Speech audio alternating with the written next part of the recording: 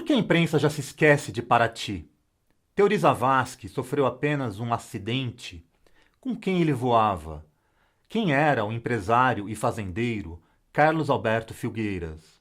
Por que ele tinha uma ilha, se as ilhas pertencem à União? Por que a mídia não fala de uma fazenda do empresário em Paraty que também pertenceria à União? As conexões entre o ministro do STF e o empresário são estritamente republicanas? O que tem a ver o ambiente e Paraty com essa tragédia toda? E o que isso tem a ver com o tema deste observatório, questão agrária? De olho nos ruralistas, de olho em Paraty.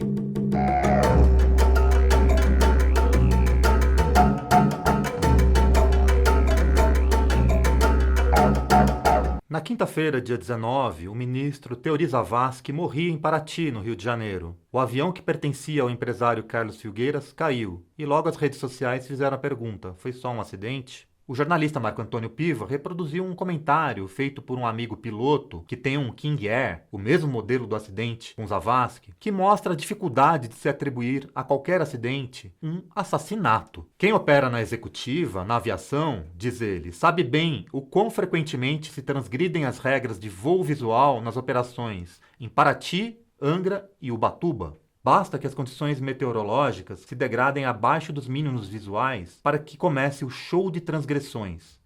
Se for em véspera de feriado ou no último dia do feriado, então vira um show de horrores. Há inúmeros procedimentos, mandrake e macetes difundidos entre os pilotos que operam naquela região. O grande interesse dos patrões e passageiros de táxis aéreos em voar para lá, diz esse piloto, principalmente no verão e nos feriados, impõe um fator de pressão com o qual os pilotos não têm sabido lidar de forma saudável. Para piorar, a comunidade de pilotos se habituou a operar com mínimos inacreditáveis nesses lugares, aumentando ainda mais a pressão sobre o piloto que cogite rejeitar uma operação bem no momento de lazer do patrão.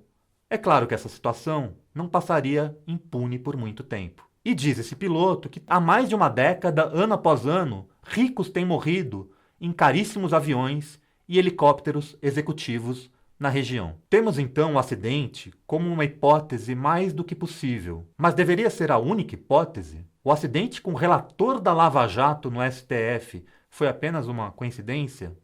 De olho em Paraty, de olho no STF.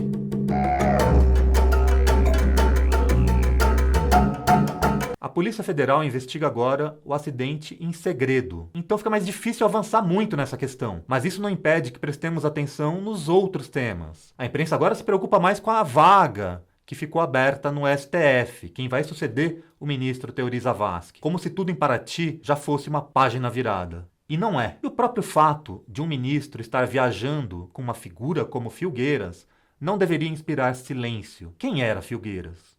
De olho nos ruralistas, divulgou no dia 20 a seguinte história. Filgueiras, amigo de Teori, era sócio do BTG Pactual, investigado na Lava Jato. Diz o texto: a Fortemar Empreendimentos e Participações, uma das empresas de Carlos Alberto Fernandes Filgueiras, tem 90% de seu capital social em nome do Development Fund Warehouse, um fundo de investimentos do BTG Pactual. O banco é investigado na Lava Jato e teve seu presidente, André Esteves, preso na operação. O ministro Teori Zavascki, do Supremo Tribunal Federal, que morreu com Filgueiras no avião do empresário, julgou no STF casos relativos ao BTG. Em abril, revogou prisão de Esteves. Pergunta: Teori era apenas um ministro técnico? Como a imprensa se acostumou a dizer, o Jornal Nacional mostrou uma entrevista de 2014 do ministro à Fundação Getúlio Vargas, onde ele fazia questão de se distanciar da política, com esse discurso de que tomava decisões eminentemente técnicas. Mas isso será possível? Houve conflito de interesses nessa viagem a Paraty com essa companhia desse empresário? De olho nos ruralistas, de olho na política.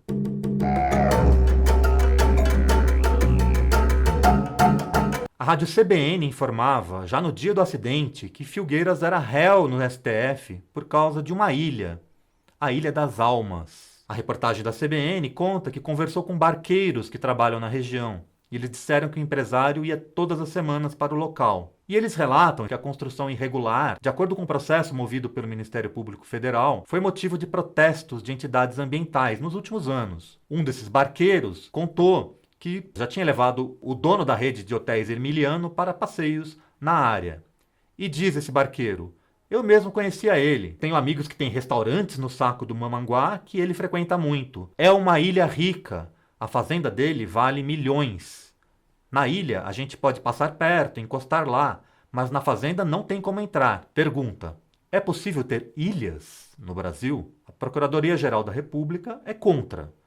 Em 2013 foi feito um parecer pelo então Procurador-Geral Roberto Gurgel. De acordo com esse parecer, devem ter domínio federal as áreas que precisem de proteção ambiental. De olho nos ruralistas, de olho no ambiente.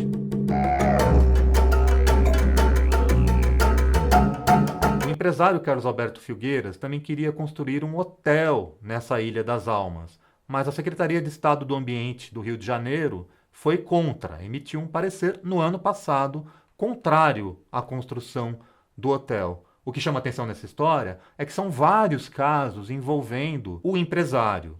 Em 2009, o procurador Fernando Amorim Lavieri considerou que a fazenda Itatinga, em Paraty, também de Filgueiras, estava em áreas da Marinha, ou seja, em áreas da União. A gente está falando aqui de uma região, Paraty, que envolve vários conflitos ambientais e vários conflitos de terra. Essa região, historicamente, teve inúmeros casos envolvendo comunidades quilombolas, indígenas, casos de grilagem, expulsão de camponeses. É no meio desse contexto todo que emerge essa figura desse empresário Filgueiras. E é nesse contexto que também caiu um avião com o ministro do STF.